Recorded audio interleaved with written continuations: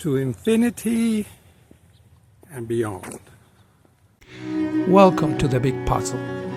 In this podcast, we explore the subtle connections between science, religion, politics, economics, and history. One piece at a time, we unveil the big picture of this shared experience that we call life.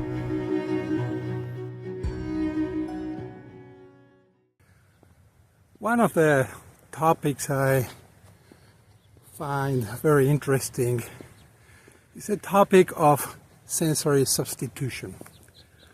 We usually talk about our five senses, and they're so important for us to be able to interact with the world that when we lose one of those senses, well, life becomes more difficult. If we could rank those senses by usefulness, I would say probably that taste and smell are in the lower part of the scale. Yeah, they can protect us in some cases, but they're not as critical. Then tact, it's a kind of the next one, really important. We really need to be able to touch and feel things. Then the hearing, and well, finally the vision, right? I think we all agree that vision is really, really important for our survival and also for our enjoyment. So, if we lose one of those, let's say if we lose our vision, can we substitute that in any way? People who actually get blind, they get their brains to readapt. So parts of the brain that, usually deal with the visual information, now they readapt and they develop kind of new senses, more, detail, tactile. They can feel vibrations way better. Their hearing becomes much better. So everything enhances to kind of compensate for the loss. Obviously, the substitution is not perfect, but still the brain figures out, and that's what we call neuroplasticity, the ability of the brain to change, to reconnect. And it's very interesting because we really don't understand how our brains work. We talk a lot about our thoughts and reasoning and memory, but we have no idea how it works. Probably because there are so many, billions of neurons that it's very difficult to understand how they're connected. There are some weird neurons that are extremely long. They basically go around the whole head, but most of them are very short, and so we don't know how they work. There are some cases even where people lost a big chunk of their brains in accidents, during war, and still they were able to function without any problem. So that led people to think about, we're using only a tiny part of the potential of our brain, which we really don't know. And it's something that maybe we can speculate in some other episode. It's a very interesting piece of the big puzzle. But these people who lost their brains, and they retain all the functions, people assimilated that to what happens with holograms.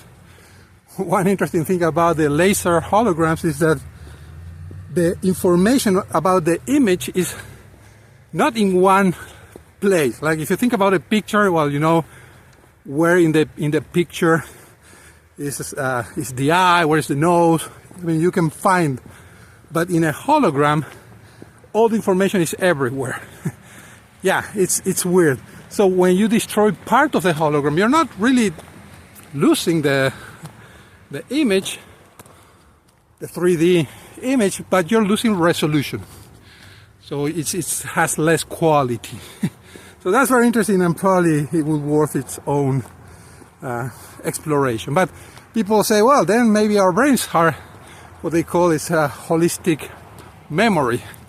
So it's not that, okay, vision goes here, hearing goes here, long-term memory goes here, different parts of the brain, but everything is everywhere. And basically you just lose resolution when you lose part of your brain. So, but going back to, the sensory substitution, especially talking about vision, the usual approach is to say, okay, we talk about the eye, we talk about these specialized neurons that transform into cones and rods that can be activated by photons. We talked about that last time. But many people say, well, then this really, really looks like a camera, especially like a digital camera. In a digital camera, you have sensors, and each sensor actually gets activated by a photon. And then they send an electric signal that is captured, and then you send to some place to store. So, well, it's easy to think, well, then our eyes are cameras, and these cones and rods are actually pixels, right? These sensors are capturing pixel. It's a new word that comes from picture element. It was funny that a few days ago I was watching an old TV series and somebody talked about somebody being pixelated. I said, well, this doesn't make any sense, pixelated. Then I learned that pixelated is actually a different thing that existed before. So maybe they came up with pixel as a name, just thinking about that old word. It's written differently. But, well, that's one of the advantages of not knowing a language. But, yeah, now, with this approach of thinking of the eyes as cameras, that would lead us to think, okay, then we can do something to replace that camera, and many years ago, I remember they were conducting an experiment where they connected some electrodes to the retina of some blind person, and it was a very, very rough resolution. I don't know if it was 4x4, but they stimulated that with light, kind of a extremely low resolution camera, and well, they expected the people to detect, what that camera was seeing. And if that would have worked, well, then it was just about increasing the resolution. And you could replace a retina with an electronic sensor, right? Well, it didn't work. And we should ask why. I think that the problem is the same problem that some people see when, I'm thinking about 9/11 and the fall of the Twin Towers. And again, I'm a civil engineer, so I studied them. I understand how structures work. And some people say, conspiracy theory, well, but the fall of the buildings looks exactly like the buildings that are demolished. So this must be a demolition. Well, no, not at all. They were not demolished. I mean, with explosives, in a traditional sense. The mistake is that, a building falling looks like another building falling. But the reason why they're falling is completely different. So this kind of leads to the same issue. Yeah, our eyes look like a camera, but they're not cameras. They don't work the same way. How do we know that? Well, for starters, where does all the hundreds of millions of detections, that basically is the number of cells that we have in the retina, how does it get to the brain? And also, what is the number of times, or how many impulses per second are we sending to the brain? Well, there's only one way that it can go to the brain, that is through the optic nerve. And the optic nerve is just a bunch of neurons, right, in a nerve. But people who studied this realized, well, there's not enough bandwidth to send all the information from all the cones and rods, hundreds of millions of them, to be sent through that nerve to the brain. And that's only one eye, right? So you have two eyes. So what is actually sent to the brain? And the theory is that you have some pre-processing of the data before it's sent to the brain. What does that mean? Well, we are not sending each individual, rod and cone to information to the brain. You're just doing something with it before sending it. For instance, we might be just detecting movement, right? So everything that moves is actually sent, and that's something that happens with some video compression algorithms. When you're watching a movie, if there are certain pixels in the image that are not changing, well, they're not sent as information. They just say, well, keep these pixels here static until I send you more information about them changing. So maybe there's somebody talking, but the background is static, so that information about the background is only sent once, but only the things that are changing are actually sent to the display. So that reduces significantly the amount of information that you need to send. You're just sending what changed.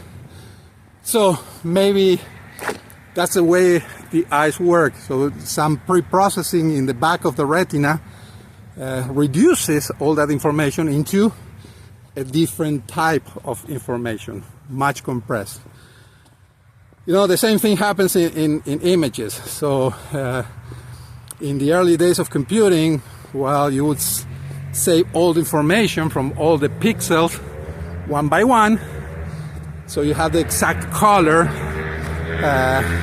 Well, not exact color, because again you're limited to probably 256 times 3, so sending red, green and blue, again like our cones, but we were storing all that information. We see that now as a format called a bitmap. But then people realize, well, do we really need to store all that information? Let's say that we're seeing an image that is all white. Why are we storing white? 10 million times. Why don't we say, okay, here it starts as white and it goes all the way white until this point. That's way less information. That's how some formats like GIF work. They just send, they reduce the number of colors usually to something more manageable, but then they just store, say, well, you put a white here until from here to here, instead of storing all individual ones. There's some other formats like JPEG that they use some algorithms to kind of do the same thing. Instead of sending all this data, they just say, well, this part looks like this, and they just send you kind of the a description of what it looks like. But those are algorithms kind of lose information. You can't reproduce the original one. You're always losing. So that's why if you save something as JPEG and then convert that into bitmap and then JPEG again, bitmap, the image degrades. Well, going back to the eye and the sensory substitution. So, how can we replicate the eye? And when I was thinking about this, I came up with another realization. sometimes I'm driving, and I guess that the same thing happens to everybody, and especially if it's some place that I go often, like when I commute to work, I arrive at work and there's complete chunks of that trip that I don't remember at all. We even have a name for that. We say I spaced out. So how is that possible? Driving is quite involved. I mean, at least you need to accelerate, brake, turn. How is it possible that your conscious mind is not involved? And again, could be that some processing is not happening in the brain, in the conscious mind, but there's certain processes that are optimized to work without your attention. And it only calls your attention when it really needs it. Right? The same idea of compression, right? Okay, this looks exactly like always looked.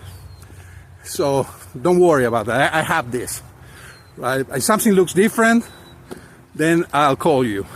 I mean, set the unconscious or whatever part to the conscious part. So we can think about, whatever we want to think. And we phase out. Could be also, I acknowledge that maybe the brain is very fast on erasing those memories. So when you don't need them, they just go away, they fade. So it's not like you were unconscious during that time, but maybe, the brain decided to delete those memories and don't use that. That's why you can't remember that. Let's think about the first part. So that's also something that it is similar to what happens in computers, especially with the internet. With the internet, early days, it was very expensive to send all the information. So they did not only use compression, but they use something that is called a cache. So a cache is where you store things that don't change. So think about visiting a website, and they always have the same banner. So why would the computer retrieve that information over and over? They can just save that banner locally in the computer, and when you go to that website, before going out, it just goes out to see if it's the same image that you already have, and we'll use that instead of using the retrieving it again, wasting that energy, that bandwidth, and everything. So it is possible that our brains work the same way. When you are looking at something, the brain is actually building everything around it.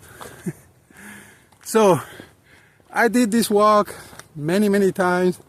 I know the cemetery pretty well. I know where the mountains are around. So unless I'm paying attention, maybe my brain is just using that information to, complete the surroundings. What is new? Well, it is new is this phone in front of me, and so that's probably where my focus is. But the rest, the trees, the tombstones, the mountains, the sky, the street is always the same. So maybe it's not, unless I'm paying specific attention, maybe my brain is just filling the blanks around me. But it's smart enough to change, to draw to my attention if something doesn't match, right? Like somebody walking, somebody appearing here. So that would, distract my attention to that. So because it's not in my mental cache. The other thing is, about talking when we space out, is that the brain is actually the one who initiates the communication with the eye. So the brain is sending the signal saying, okay, give me more information about this. When we try to substitute that, that's the part that is the hardest to substitute. It's the part of the brain, calling at us. So let's say that, okay, I have a lot of receptors in my back, just tactile receptors, and let's say that I could do, a fairly good 100 by 100 matrix that I could identify, that I could somehow process and create a rough idea of an image. Like they were doing with the eye, well, let's do it just in my back. I can pretty much feel if there's a diagonal, there's a line, there's half of them, it's bright or dark, and so on. So I connect that, and let's say that I use heat for that. So brighter is hotter, and darker is colder. So I would hope that my brain would eventually learn to interpret that. And let's say I have a camera here that's feeding that thing on my back. So the hope would be, the brain eventually would learn to interpret all that information and kind of do a very rough replacement of my sight. But there's the problem, because that's not the way it works. I need the brain to initiate that query. I need the brain to say, okay, now I want to have all this information.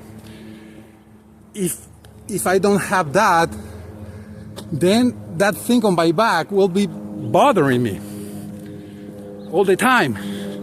It's something sending information that the brain doesn't want to process. So I think that's the hardest thing to solve, is that request. Again, thinking about internet, thinking about the brain sending the request and the sense sending the response. Maybe with time, the neuroplasticity would take care of that, and I will learn to ignore, my body will learn to ignore that thing on my back until the brain says, okay, pay attention. But, in any case, it's something that needs to be explored way more. Right. So,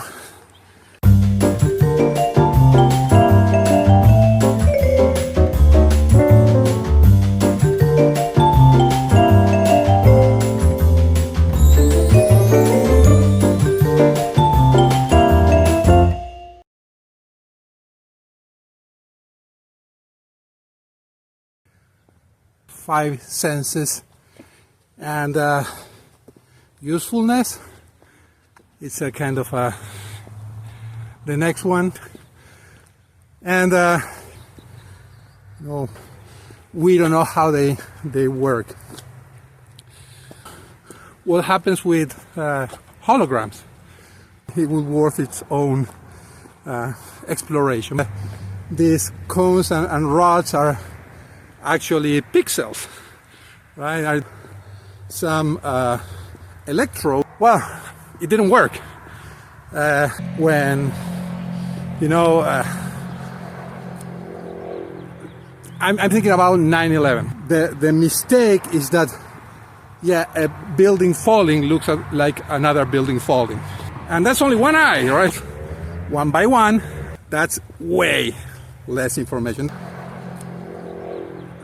I'm thinking about 9/11. In all these videos I'm talking about that we live in a simulation, and I come up with all these explanations about how things work. Why? How does this connect together? Well, we will be talking more about this, but one very, very important concept that I mention over and over is the idea of things being discrete. What does it mean to be discrete? Well, they're not continuous. And why is it important? Because if they're discrete, they're not continuous. But when they're continuous, they are infinite. So continuity requires things to be infinite. And infinite is a big problem for a simulation, like it is for a computer, like we talked last time.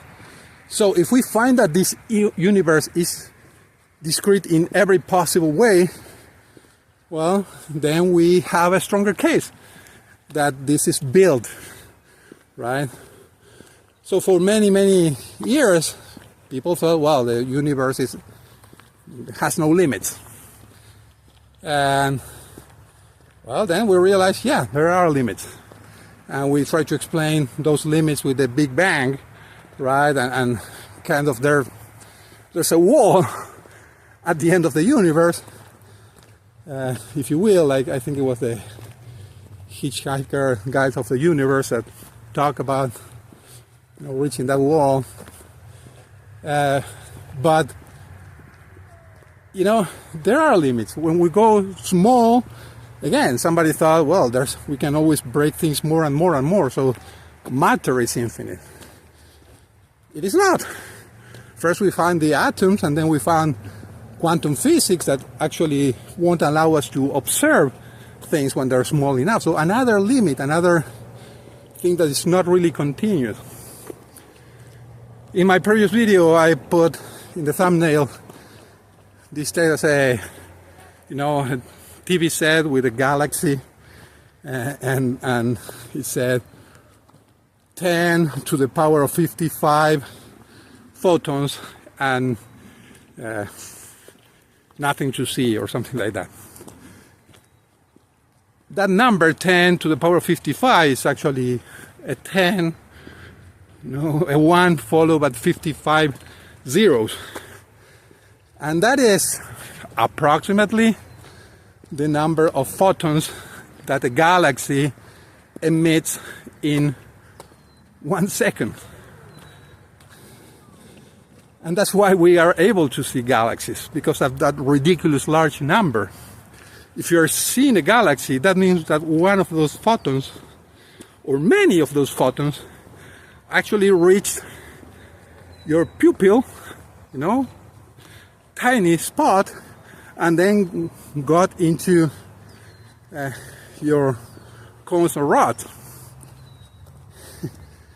Imagine that photon has been traveling for hundreds of thousands, even millions of years. And they were emitted in all directions. How many of them do you need to be able to, some of those photons actually reach you? And you were actually the end of that photon. It traveled throughout the universe for millions of years. We'll talk about that. And eventually it will stop in one of your cells. And that's how you perceive it. Maybe you are seeing them through a telescope, so now it actually had to reach, the size of the telescope, and then concentrate it and send it into your eyes, but nonetheless. And think about all the billions of galaxies that are around there. How many photons a second are traveling everywhere? And but this is an interesting thing. Think about that number of all the photons that are traveling from all the galaxies everywhere. You say, well, that's infinite. That's an infinite number. No. That is as far as infinite as one photon. We cannot comprehend infinity. Everything, the biggest thing that you can think of, the biggest number you can devise, actually is as far as infinity as the number 1. Infinity is a big problem. So if we can understand that there's nothing infinite in this universe, that makes a case for the simulation, for the creation, with a purpose. So this universe has a purpose. And well, this is getting longer than I expected. I hope I'm not boring you enough. So if you got to this point, let me try to dig a little deeper into this. Remember how I mentioned that probably our brains hold a cache? I believe that the universe holds a cache. There's not really galaxies out there sending protons everywhere. Basically, this universe is rendered only when needed. So many years ago when, what was the name of the probe? I think the Horizon, the one that got to finally to Pluto, that it left Earth when Pluto was a planet and reached Pluto when it was not a planet anymore. That I wrote a comment saying the to-do list of God, so increase the resolution of Pluto. Because now there will be a probe going by and you needed to see more detail than just the 3-4 pixels I could see, with the best telescope from Earth. So think about that. This universe only exists when needed. Maybe for us humans, I believe that no, that it's also for, animals. So if an animal is looking at the galaxy will be rendered, right? And the photons will actually reach the fovea of that animal. So in the late 90s, I think, there was this very funny commercial, I think it was for Hewlett-Packard. You can probably Google it and you will find the video. It's really funny. But it was about a rover in Mars. And, the rover was looking around. And then you see, there's a scientist looking in the screen what the rover was showing. But then you see the rover and there's a Martian in front of the rover with a paper with the landscape of Mars printed, and behind the Martian, there was a big city, extraterrestrial city, and everything. And so the rover was actually looking at this paper, this photograph, and then one of the scientists said, "Well, turn it to the left, 20 degrees or something like that." And then the rover started turning, and the Martian is hiring another Martian that is with one of the HP printers printing the second, landscape, and it puts by the side of the first one just in time for the rover to see that one and not to see what really was going on. I think it was very clever, talking about how fast and how good quality it was, that it could trick the rover and the scientists. But maybe that's it. Maybe this universe is like that. If nobody is looking at something, there's no need to render it. So that old question about if a tree falls in a forest and no one is around to hear it, does it make a sound? Well, if nobody's around, maybe it doesn't make a sound because nobody's there to benefit from that sound, and the universe won't waste any energy rendering a sound. Well, I don't know, maybe trees have a way to sense sound or vibrations in a way that I believe that trees, every living being is part of this simulation. They have their own purposes. So I believe that the universe is rendered for everything alive, not just for humans. We could take this to the extreme and say, well, I'm the only one that exists and the rest is just a simulation for me. I don't like that idea. That's awful. But yeah, I do believe that it's something that lets us interact. When we talk about God creating Genesis, well, maybe he created this earth with the dinosaur fossils already in it. Was it necessary to have dinosaurs? Do they exist? And I love dinosaurs. I really wish they existed, but I can understand also that maybe it's just part of the universe, the complexity that was created for us, and we were sent here with a set of simple rules, like I talked, when I was talking about the ants, to interact with it, and to learn, and to progress, and to help each other, and to take care of the simulation. All of that is pretty explicit in the Genesis. So that's another way I don't see necessarily a conflict. I like to explore like things exist by themselves, like dinosaurs existed millions of years ago, like galaxies are all over the place all the time. But on the other hand, I realize, well, that's maybe futile, and it's just to keep me busy and exercising my brain, which is a good thing. But maybe when I die and I leave this simulation, I see things like they are, right? And I see the real reality. And I know there's some philosophies that kind of explore this idea. I'm not basing what I'm saying in any of those philosophies. These are just my thoughts about how I think that this universe might work. So, I think this is long enough, way longer than I thought.